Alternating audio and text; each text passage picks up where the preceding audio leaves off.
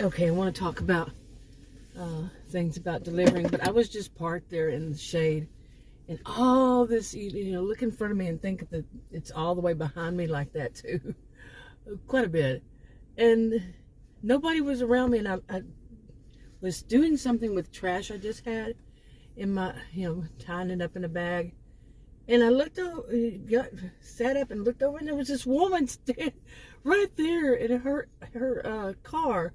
And she was looking at me, and she grinned, and I just shook my head.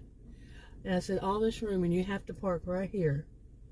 Seriously, right next to me. She was so close, too. I mean, really. So I just moved up a little bit. Maybe she'll get a hint that you don't need to park right so close to somebody. And, and you have all these other parking spots, but you have to have that one. Some people. Anyway, but what I wanted to talk about was it is this too. When you're being a little bit more, I don't know, considerate of others, or you're thinking about other people. Like, when I'm doing this delivery gig work, for health insurance. I've said this a million gazillion times that I live in Texas, and I'm 60-year-old, and I was a homemaker, but I had to get health insurance. It's a whole thing, and I don't know all the details, so don't take my word on it. But what I have been told myself, for me, is that I have to prove to the government that I earn a certain amount of money so I can get affordable health care. Okay, affordable. Yeah. And but I have to earn a certain amount of money a year. Well, I have health conditions that require that if I need to, I can go home, like work a couple hours, go home, raise my feet.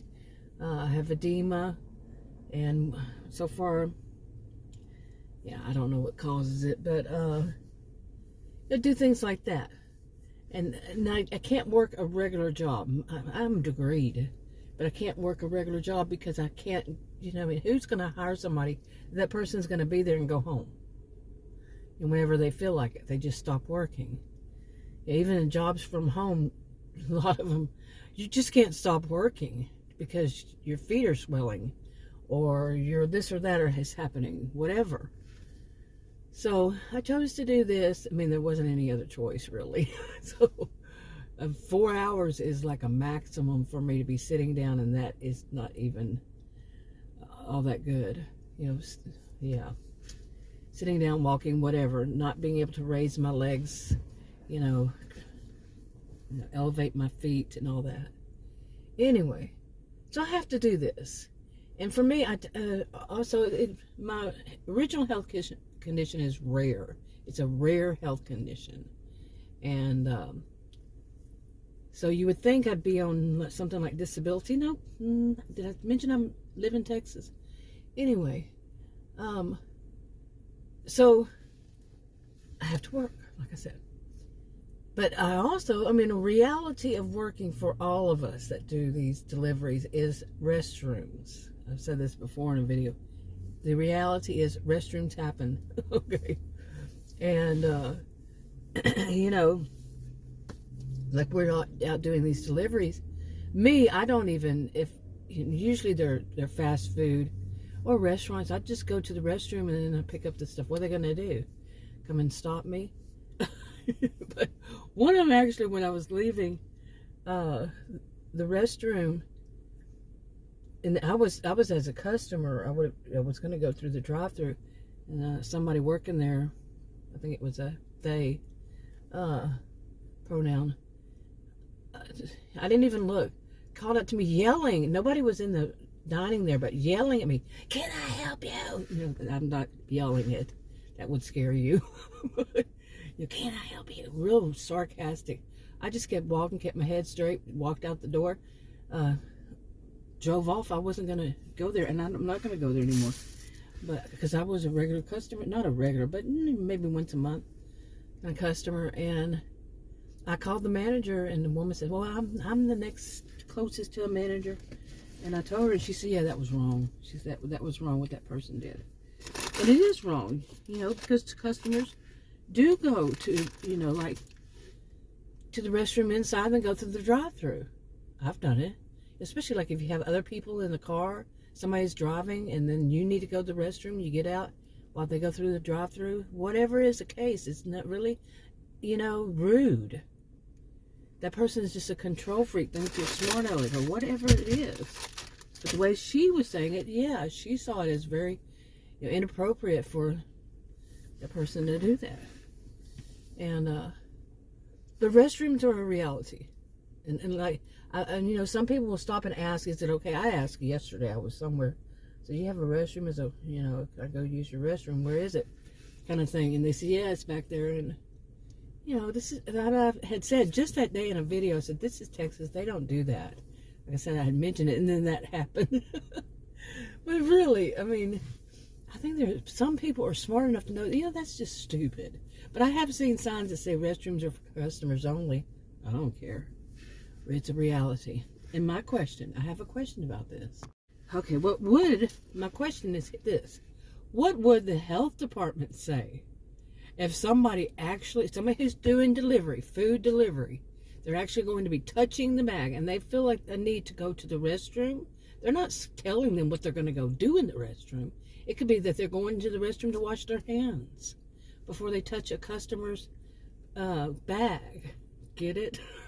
Now, what would the health department say if they were denied that access? Where are some written rules that somebody who's going to be touching a customer's bag can't go wash their hands?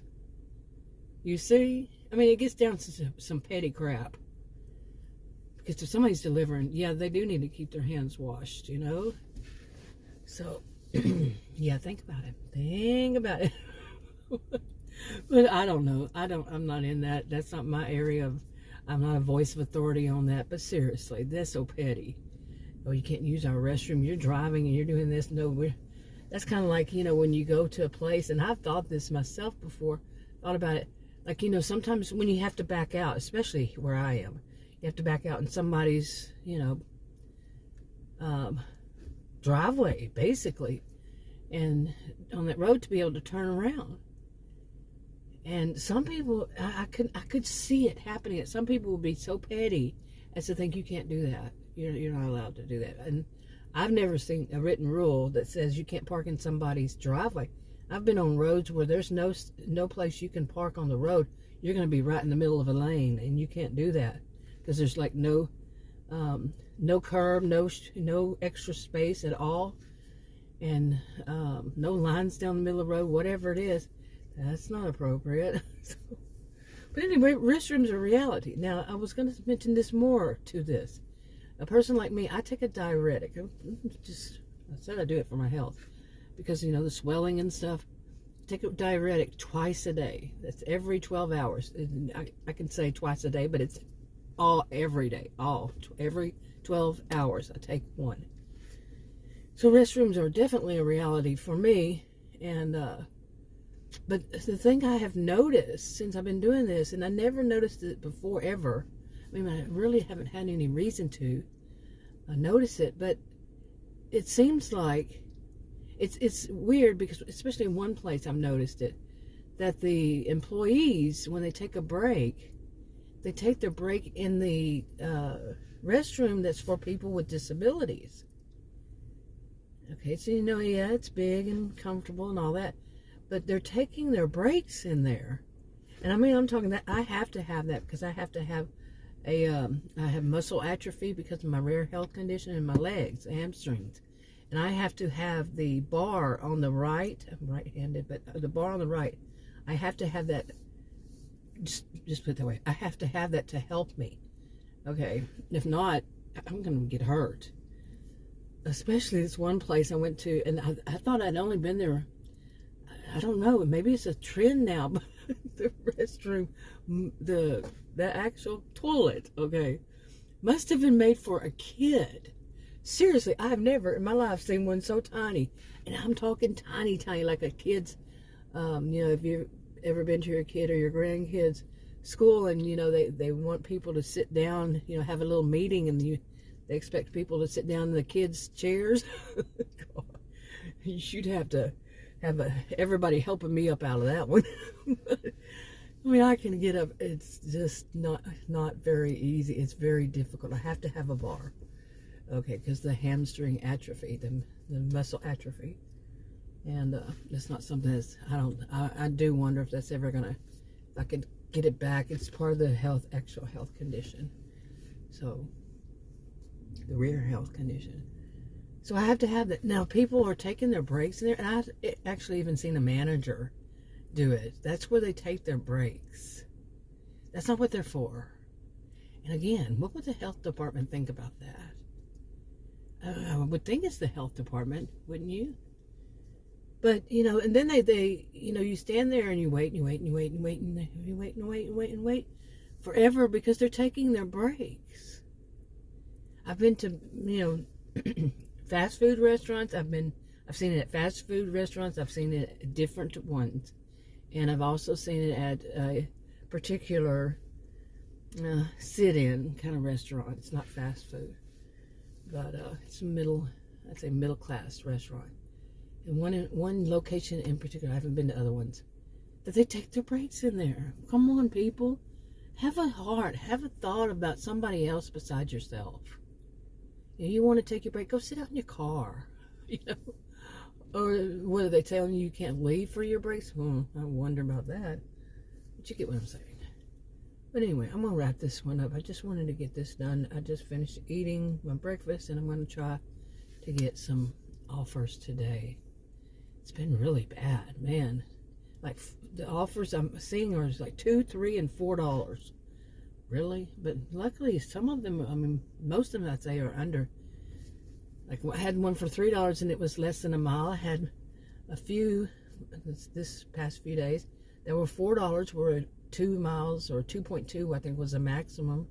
And they're just around the corner. So, but I want big ones, and just to go there and do that too. Anyway, wrap it up.